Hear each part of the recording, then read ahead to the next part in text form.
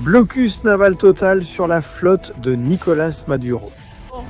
Déclaration ou non de guerre des États-Unis d'Amérique contre le Venezuela. Nous avons déjà les réactions internationales face à la dernière décision de Donald Trump contre Nicolás Maduro. Nous avons déjà le plan, la feuille de route de ce qui peut arriver, de ce qui peut se passer. Famille, vos likes, vos commentaires. Dios. On commence ? Oh.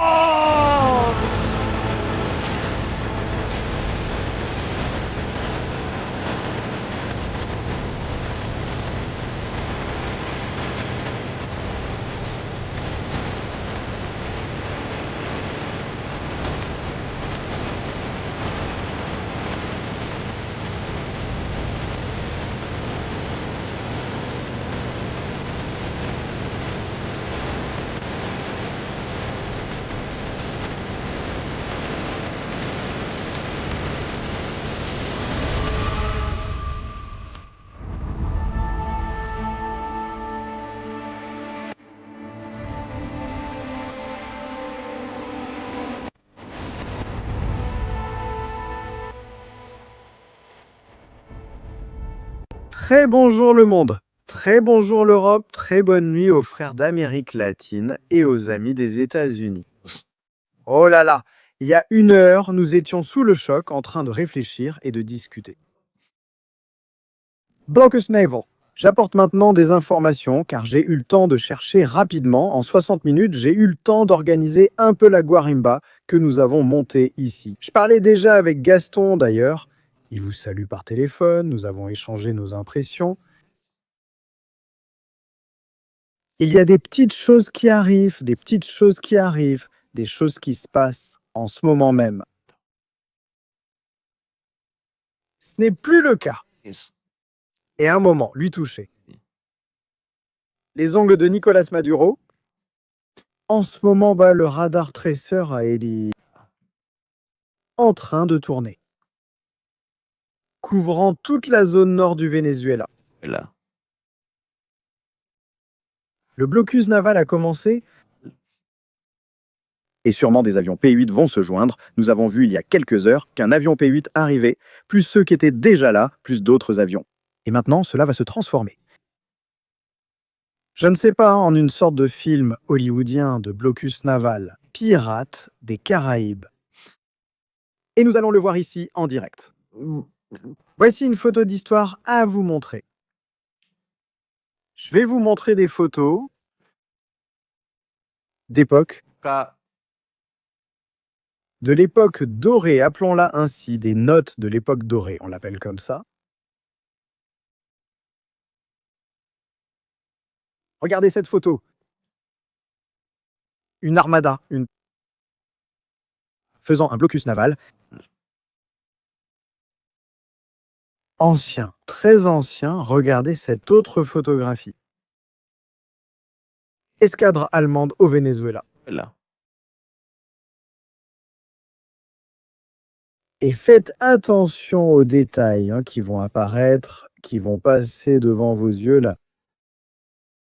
L'histoire se répète. Ce n'est pas la première fois que le Venezuela subit un blocus naval. Ce n'est pas la première fois. Ce n'est pas non plus la deuxième. Regardez ceci. Blocus naval 2000. 800 838 NI. L'incuisant 100 000. 839. Oui. Bon, excusez-moi, je ne vous ai pas dit. Pouvez-vous laisser vos likes, vos commentaires. Merci beaucoup. Merci. Abonnez-vous à la chaîne et activez la cloche pour les prochaines vidéos. Regardons la vidéo. Voyons ce commentaire. Cela vient de me toucher en plein cœur. Ce commentaire vient de me toucher en plein cœur. Tom. Regardez ça. Voyons où c'est, le voilà. Mais quel commentaire. Stratégien, tu nous as, moi ou moi, sans voix. Parce qu'on crie avec toi, on commence.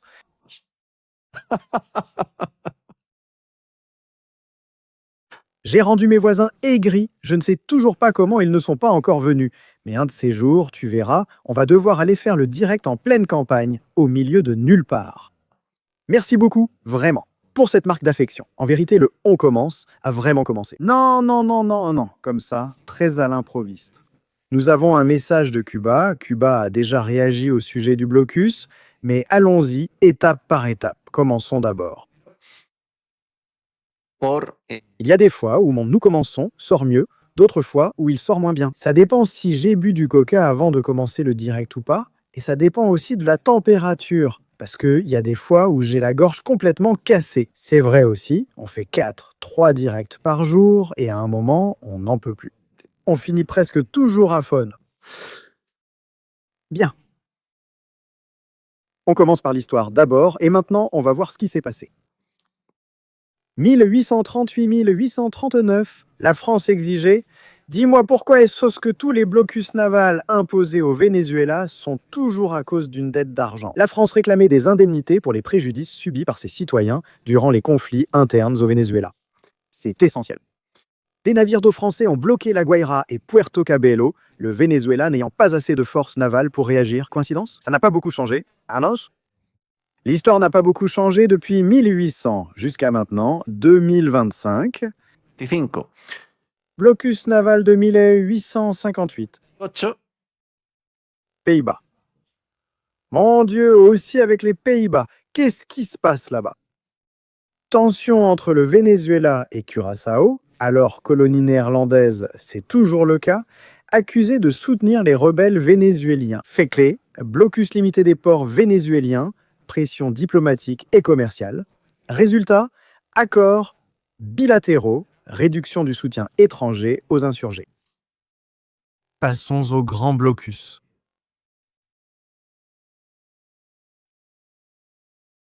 Bon, ce que vous êtes en train de me dire, c'est déjà trop. salut stratégie. Ma mère, 93 ans, allait se coucher, mais est revenue en voyant ton émission commencer. Salutations du Venezuela. Là, Un bisou pour la mère de Véronique, avec ses 93 ans. Et son petit-fils, il est aussi par ici. Et il dit « fais-moi ». En résumé, j'ai prononcé tout à l'heure un mot qui, apparemment, se dit très mal au Venezuela, petit-fils. Et c'est que Maduro s'est fait mettre l'œuf. Alors j'ai dit, bon, si c'est mal vu, je vais dire que Maduro s'est fait mettre la banane, tout simplement. Les États-Unis, à travers les réseaux sociaux, viennent d'imposer un blocus naval aux pétroliers de Nicolás Maduro. Voyons maintenant en détail comment ce blocus pourrait avoir lieu, les options possibles et les conséquences. Alors, bienvenue Nieto, il est aussi ici. Salutations. 1000 et 902 903 Allemagne, Royaume-Uni et Italie. Que s'est-il passé là-bas? C'est la photo. C'est la photo. Le Venezuela, sous Cipriano Castro, a suspendu le paiement de la dette extérieure. Bon sang, encore une fois, en devant de l'argent. Pays concernés: Allemagne, Royaume-Uni, Italie. Principaux faits: blocus, bombardement des ports, La Guaira et Puerto Cabello, capture de navires vénézuéliens et interruption du commerce extérieur. extérieur. Résultat, intervention diplomatique des États-Unis, protocole de Washington. 1903, le Venezuela a accepté de payer la dette, réaffirmant la doctrine Monroe. Et précédent du corollaire Roosevelt. Ce fut le blocus naval le plus important de l'histoire du Venezuela. Au XXe siècle, la présence navale étrangère occasionnelle lors de crises politiques n'a pas donné lieu à des blocus navals formels après 1903 jusqu'à aujourd'hui. Jusqu'à aujourd'hui 2025 5. 2025 5. 16 ou 17 de 2025, ça dépend d'où nous serons. Il y a un blocus naval. Les avions CD-17 arrivent-ils toujours? Tout ce qui se passe à Porto Rico est incroyable. Moi, tout cela s'accélère. Aujourd'hui, de plus, il y a eu une séance de sécurité privée, c'est-à-dire une audience privée avec Marco Rubio et Pete. Les membres du Congrès et les sénateurs sont très satisfaits de ce qu'ils ont entendu, de ce qu'ils ont vu. Ils ont dit oui, qu'il faut aller contre Maduro. Ils doivent avoir certaines informations et ils ont reçu des informations de la sécurité nationale en privé. Donc il est clair que Maduro va partir ou doit partir. Et maintenant qu'on voit bien que ce n'est pas juste pour un moment. Ils sont là depuis 19 heures et il est déjà minuit, à tourner en rond. Ça fait des heures, vraiment longtemps. Voilà où en sont les choses.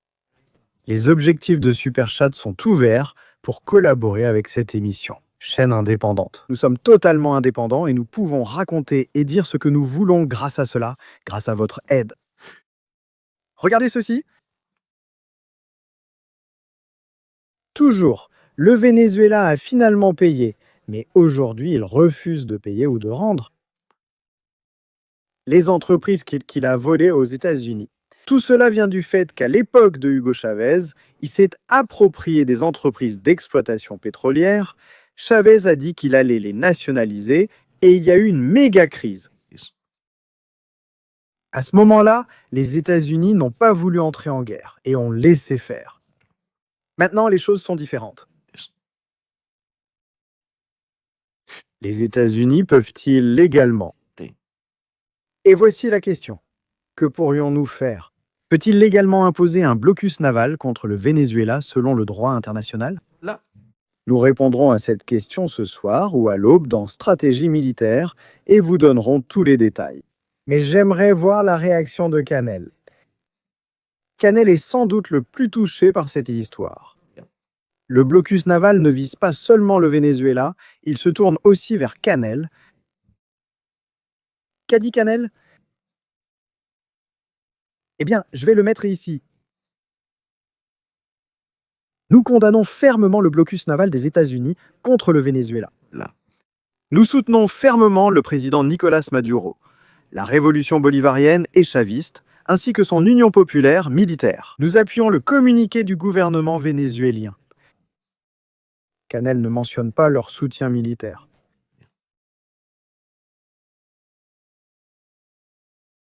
Il n'en a pas la capacité. Nous continuons ici à suivre le radar. Et en plus, il doit y avoir en ce moment même une interférence de radar de guerre électronique. C'est brutal. Regardez les lignes. On dirait que c'est une copie d'un électrocardiogramme de Nicolás Maduro. On dirait que c'est le cœur de Maduro. Il va lui arriver quelque chose tout de suite. Bien. Passons à l'aspect légal de cette histoire, c'est-à-dire voyons. Ce qui peut se passer.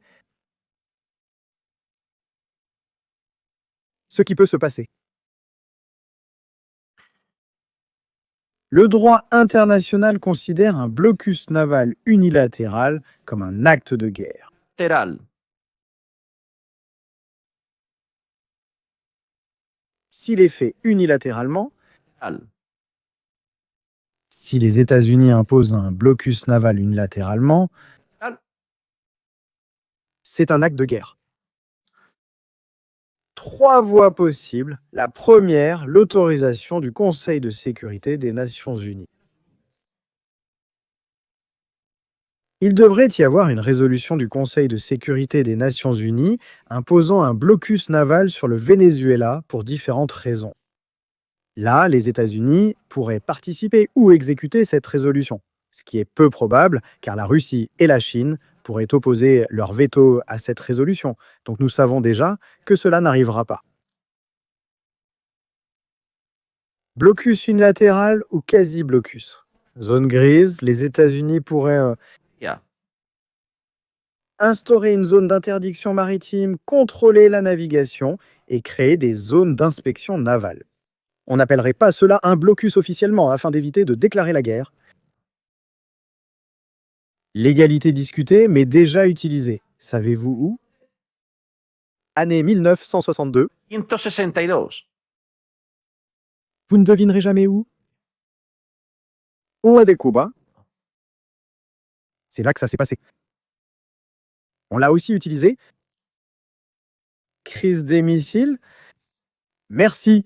Blocus sans justification internationale claire. Évoquerions-nous l'usage de la force? Article 2, paragraphe 4 de la Charte de l'Organisation des Nations Unies, acte hostile qui pourrait légitimer des représailles, coûts politiques et diplomatiques élevés. Cette relation dans laquelle nous sommes en ce moment, comment serait-elle? Parce que c'est aussi important. Comment serait ce blocus naval? Ici, il n'y a plus de navires à coups de canon. Il n'y a plus de galères ni de vaisseaux qui vont bombarder la Guaira avec des canons. La guerre a changé, la technologie a changé. Peut-on organiser des patrouilles navales et aériennes dans la mer des Caraïbes du Golfe? Venezuela, peut-on arrêter des pétroliers pour rechercher des cargaisons sanctionnées, des armes ou d'autres substances? Ce qui est clair, c'est une chose. Le Venezuela utilise la mer pour exporter son pétrole brut. Les États-Unis peuvent intercepter les pétroliers, ils ont la capacité militaire, les États-Unis peuvent faire pression sur les compagnies d'assurance pour qu'elles ne se rendent au Venezuela. Ils peuvent bloquer les transferts de pétrole d'un navire à un autre. Il y a aussi une autre option, le blocage indirect. Sans fermer les ports, peut-on retirer les assurances e-service maritime? Menaces de sanctions secondaires, liste noire des navires, pression sur le Panama, la Colombie, Aruba ou Curaçao pour qu'ils n'accueillent pas de pétroliers. De Nicolás Maduro. Cela se passe déjà actuellement, ce n'est pas une nouveauté, ce n'est rien de nouveau, donc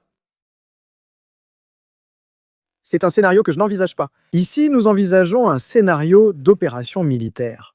Une opération militaire lancée, mesurée pour couler économiquement le régime de Nicolás Maduro. Et cette fois, c'est pour de vrai.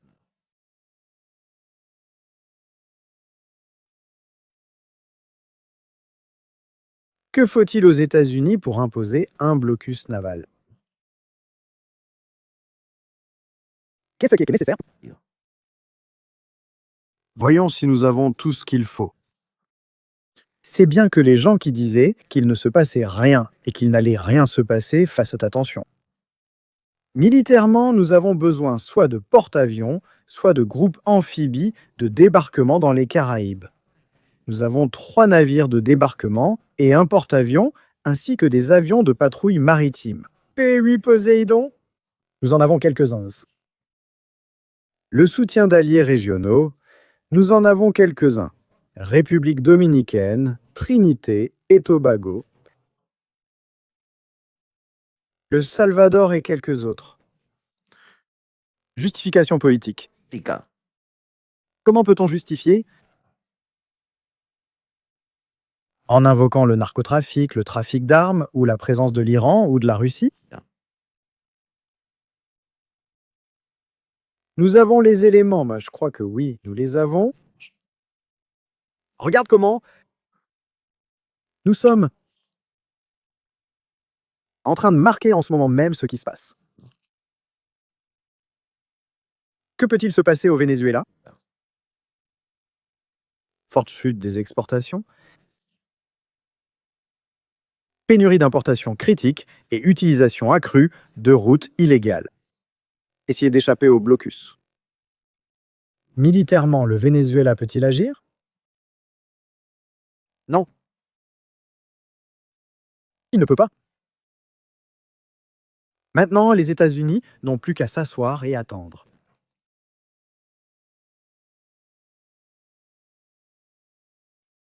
Maintenant, il ne reste plus qu'à attendre.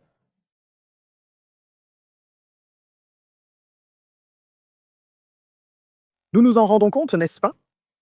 Comment est la situation en ce moment? Quand même que je commente et j'observe avant de lancer une grande opération militaire. Maria Corina et Edmundo devraient rencontrer Donald Trump. Il devrait y avoir cette réunion de déférence et comme une alliance. Pour qu'on n'ait pas l'impression que Donald Trump fait cela uniquement pour le pétrole,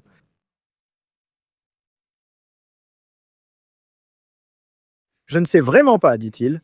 Ici, Nito dit qu'il n'y aura plus d'essence dans quelques jours, je ne sais pas. Je ne veux pas alarmer les gens. Je pense que c'est plus lié au sujet de l'exportation, c'est-à-dire la capacité du Venezuela à exporter vers l'extérieur. Mais il est évident que si les produits chimiques nécessaires pour travailler le pétrole n'arrivent pas, ils ne pourront pas non plus.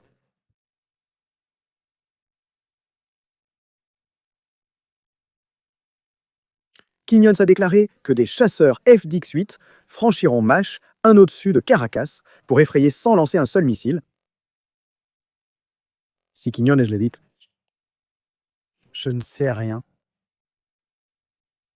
Non, je ne le crois pas.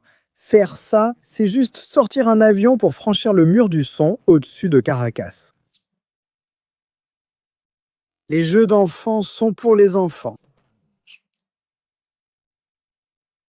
C'est quelque chose de bien plus grand. C'est quelque chose de bien plus grand. En ce moment, El Iwo Jima est à Ponce. Il va y rester 2 ou 3 jours. Cela ne veut pas dire qu'on ne peut pas mener des opérations d'assaut sur des navires. En fait, il y a 3 navires en ce moment qui sont suivis par les États-Unis d'Amérique et il est probable que dans les prochaines heures, l'un d'eux soit attaqué. Nous avons la lettre de déclaration d'intention des États-Unis. Maintenant, c'est à nous. Faire le pas, lequel? Lancer un assaut sur quelqu'un? Ces navires, nous avons déjà Skipper, nous l'avons déjà. Un méga pétrolier gigantesque. Maintenant, il faut y aller. En chercher d'autres? Ça doit continuer.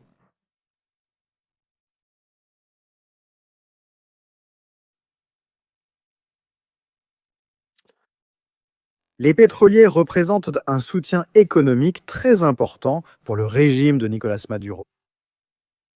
Ils l'aident à financer et payer des opérations.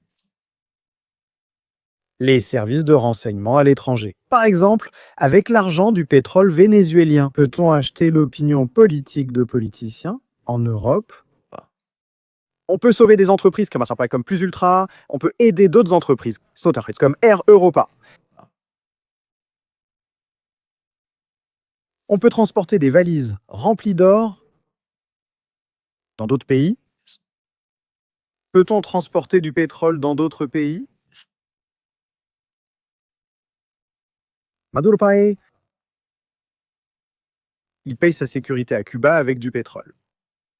S'il ne peut plus le livrer maintenant, s'il ne peut plus le payer, que peut-il se passer? Dit Carlos Fernandez. N'invente pas de stratégie. Bon, peut-être que ça a été une invention. Ils l'ont emmené sur un pétrolier de 333 mètres en route vers les États-Unis, peut-être Guantanamo. Skipper, par où passe-t-il? Où es-tu, Skipper?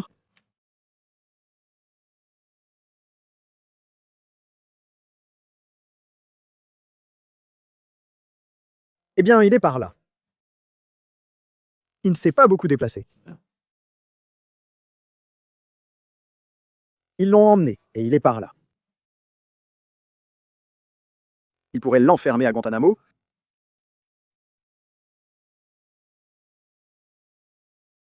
Ici, la base navale de Guantanamo, ils peuvent l'enfermer. Que Canel le voit, peut-être que c'est une invention, Carlos? Peut-être qu'il y ait en ce moment même des avions de chasse qui patrouillent.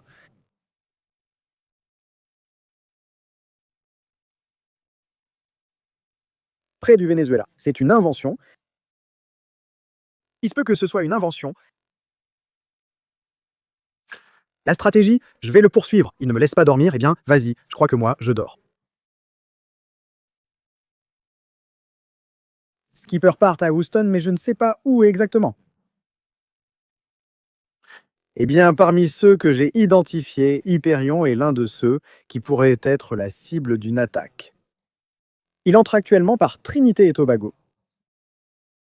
Il se dirige vers la raffinerie de San José. Azur pourrait en être un autre. Il se trouve au nord d'Aruba. Et cela pourrait aussi être objet. Je crois que Simitraji a la liste par là. Je crois qu'il nous l'avait déjà fait passer. et que c'était intéressant. Ante. Nous avions Becha Bianchi, Yare, Antilia, Phoenix, Apux, Abril, Malak, Soldier, Azure, Lydia N, Santos et Premier Galaxy, 3. Hyperion.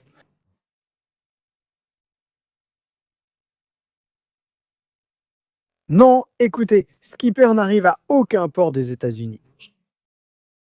Et ça m'agace quand vous commencez à raconter des fake news, on dirait des adultes.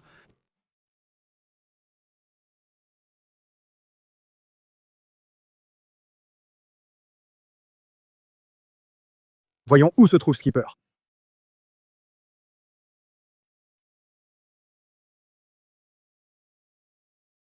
Dernière position reçue. Il est 16 au sud d'Haïti.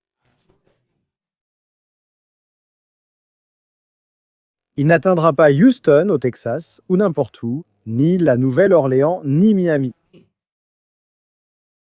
En 10 heures. Écoutez, c'est un pétrolier, pas un hors-bord. Ah, qui est près de Cuba. Je l'emmènerai là-bas, à Guantanamo. Je vais aussi porter plainte. Tu me stresses? Il ne faut pas non plus s'énerver. C'est comme ça. Et où est Sperion?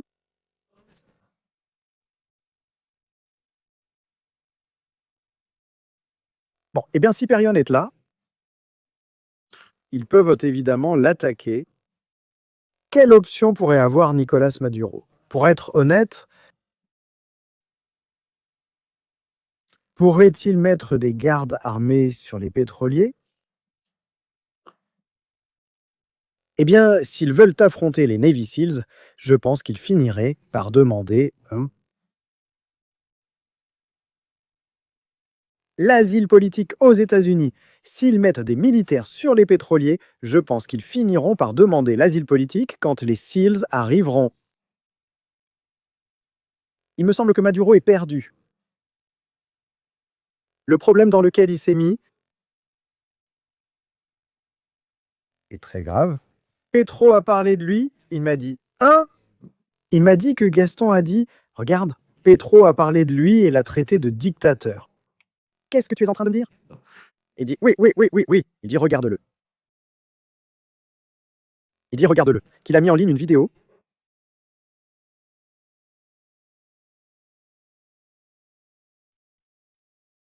Et il l'a appelé dictateur.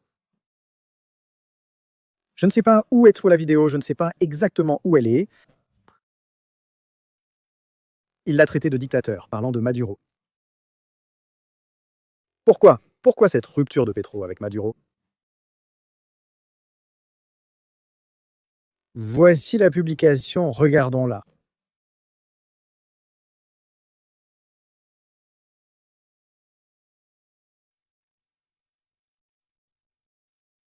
Le cartel du Golfe, aujourd'hui qualifié d'organisation terroriste, a demandé à Petro de couper avec Maduro car il nous dérange tous. C'est-à-dire que Maduro vient de foutre en l'air tout le business des cartels, tous. Petro Maduro est un dictateur. Parce qu'il concentre les pouvoirs, il n'y a aucune preuve en Colombie qu'il soit narco, c'est la narration des États-Unis. Cass, fils de nazi croyant, fait partie de la génération allemande ayant fui l'Allemagne. Pas pour fuir Hitler, mais pour échapper à sa défaite, ce qui est très différent. Ante.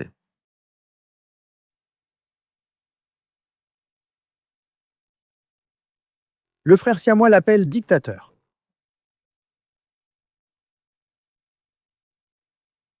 On dirait que c'est de la folie. Frère siamois le traite de dictateur. Ils sont en train de se poignarder. L'autre jour, Maduro disait que toute la feuille blanche est produite en Colombie. Mais ensuite, il disait que ce n'est pas la faute de Petro. Puis il dit que c'est la faute de Petro, et maintenant Petro l'appelle dictateur. Petro est-il fâché car Maduro a envoyé l'armée de libération nationale, ELN. la guérilla, ses trafiquants, pour créer des problèmes?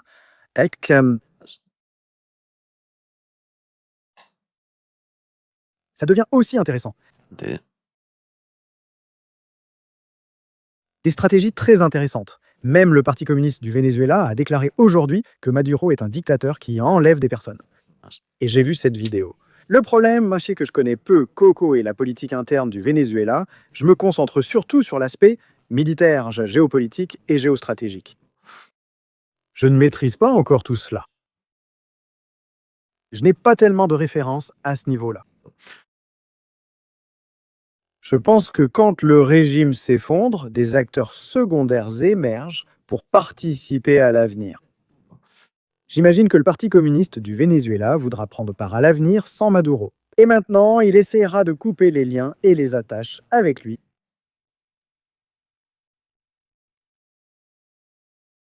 Sur les réseaux sociaux. Les flatteurs. Le blocage militaire du Venezuela par les États-Unis est un acte de guerre.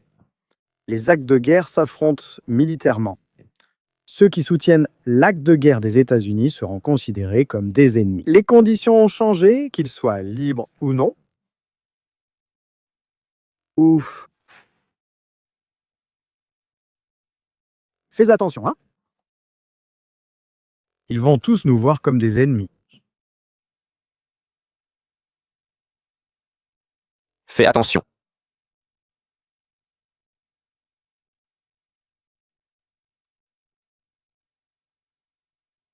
Ouf. Les gens voient des ovnis au-dessus de la Guaira. Bien sûr, tout le monde regarde le ciel. Maintenant, n'importe quelle lumière qu'on voit, ça, aux États-Unis. Et ici, quelque chose ne s'arrête plus. Mon interprétation de pourquoi le traceur est là. Qu'est-ce qu'il y a là? Eh bien, parce que je pense que, tu vois, on ne fait décoller cet avion que pour surveiller avec le radar, pour diriger des opérations ou aider à la coordination des opérations. Si Tracer est là, c'est un avion qui appartient à l'United States Ship. Gerald Ford, excusez-moi, le Truman est de classe Nimitz, le Gerald Ford est de classe Gerald Ford. L'avion du Gerald Ford est là pour surveiller, et s'il est là maintenant de façon permanente, c'est parce que quelque chose va commencer. Alors il faut avoir le contrôle aérien.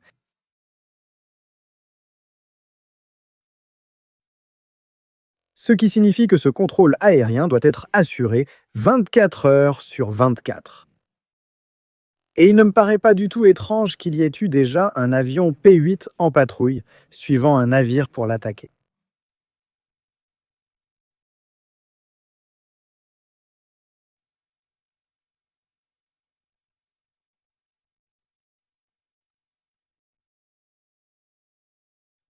Qu'a dit Maduro cet après-midi? As-tu des projets pour le mois de janvier? Quelqu'un croit-il que Maduro tiendra jusqu'en janvier? Je ne pense pas. Voilà ce que faisait Delcé. Et Diosdado qui a fait une tête comme s'il était devenu fou quand il l'a lu, quand on lui a passé le téléphone pour qu'il le lise. Vous l'avez vu en direct? Nous l'avons vu dans l'émission précédente si vous ne l'avez pas vu, regardez-la. Ça dure 4 heures, mais vous pouvez le faire à différents moments. Considérez-le comme partie 1, 2 et 3.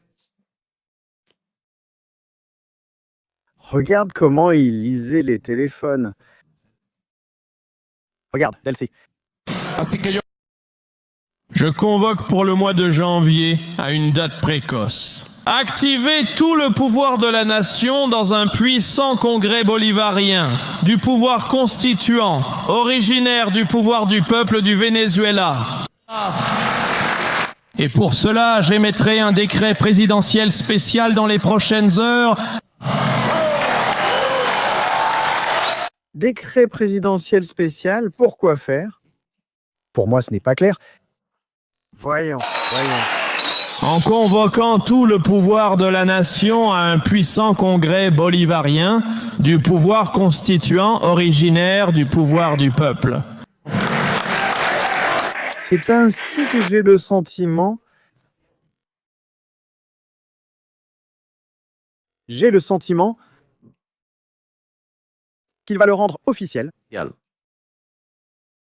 C'est-à-dire qu'il n'y aura plus d'option politique officiellement en Venezuela. Il n'y en a pas non plus de manière officieuse parce que tous ceux qui appartiennent à des partis dissidents sont persécutés par Nicolás Maduro.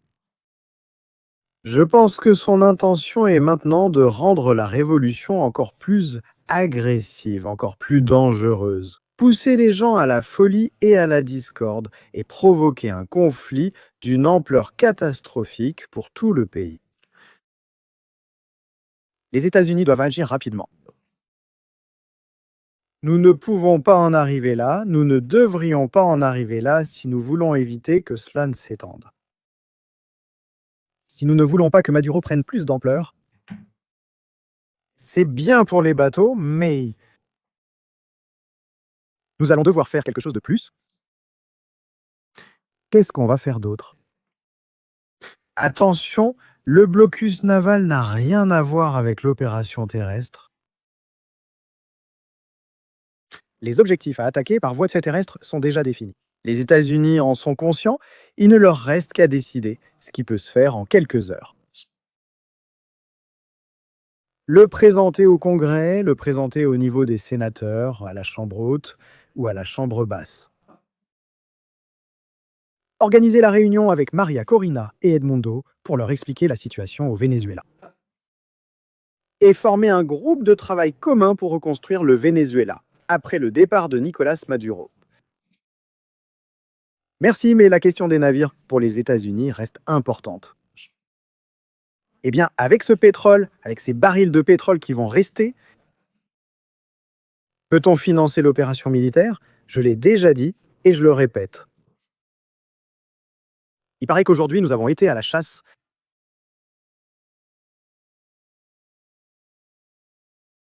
dans la zone de l'équateur.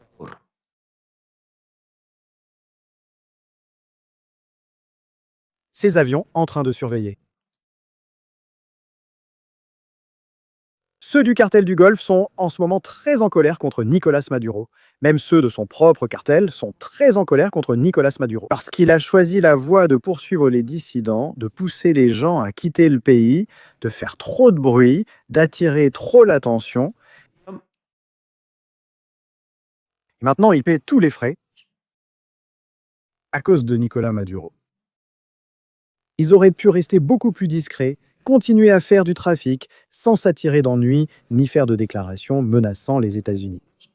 Et les choses auraient pu continuer avec des difficultés, mais comme toujours, en avançant. Quel criminel n'a pas besoin de se cacher? Aucun. Donc, et c'est vrai ou très probable ou très possible que les États-Unis doivent maintenant accélérer. C'est peut-être pour cela que nous voyons qu'ils arrivent de manière continue et sans arrêt. Il y avait des SC-17 à Porto Rico. C'est plus que probable, plus que probable. Il faudra attendre les prochaines heures. Pour saisir toute l'ampleur de cette histoire, si les États-Unis vont lancer le blocus complètement, s'ils vont fermer le golfe du Venezuela, si la liste des navires sanctionnés va être élargie, ou si cela ne va concerner que tout navire quittant le Venezuela avec du pétrole qui ne se dirige pas vers les États-Unis, c'est ça. Sujet compliqué. Je vais regarder votre super chat. Qu'en pensez-vous? Ici, il y a bien plus qu'on ne le croit.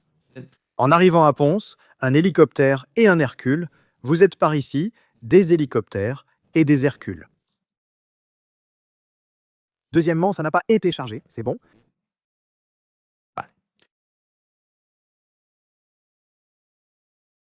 C'est un sujet compliqué. Blocus naval, il faut mobiliser beaucoup. On veut aussi le chaos total, dit Édouard. Écoute, les bateaux ne couleront pas ni ne se rempliront, on gère le pétrole. La seule option que je vois pour Nicolás Maduro, c'est de mettre la garde armée sur les navires, seulement des bolivariens. À ceux-là, leur donner des encas pour une semaine, quelques bidons d'eau et qu'ils fassent du bruit, je ne sais pas. Ou embarquer des civils sur les navires. Peut-être qu'ils vont maintenant embarquer des civils sur les pétroliers. Ils vont embarquer des civils pour que les SIL ne les attaquent pas tant pas. Je ne sais pas. Ça pourrait être une option. Mais c'est compliqué, c'est très compliqué.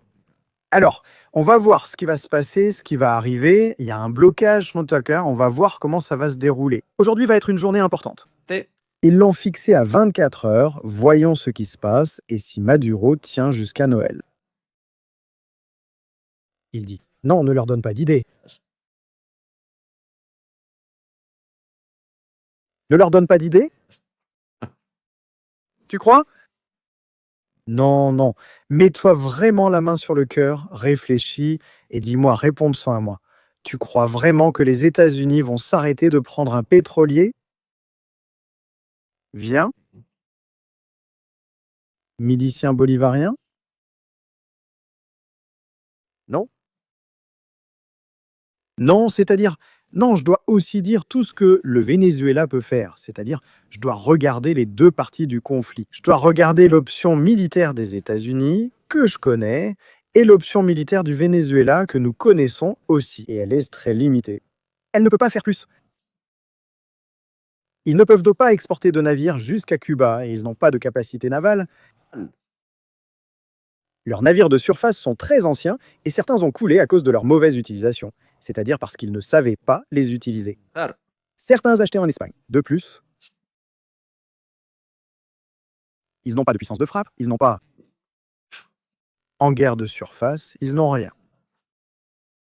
Nicolas Maduro ne comprend-il pas cela? Voyons ce qu'ils vont inventer. Sûrement quelque chose, peut-être avec des drones ou des histoires bizarres. Famille, je vais me reposer parce que je pense qu'il va se passer des choses et je dois être prêt pour ce qui pourrait arriver. Là, l'histoire continue. Restez attentifs. Il faut rester. Mais nous sommes proches. C'est de plus en plus proche. On se retrouve dans la prochaine émission ici sur Stratégie militaire. Merci beaucoup, vraiment d'avoir été avec nous ce soir. Soirée incroyable avec plus de 5 heures de direct. Pour que vous puissiez voir et comprendre tout ce qui se passe, laissez votre like, votre commentaire et abonnez-vous. Salut à tous.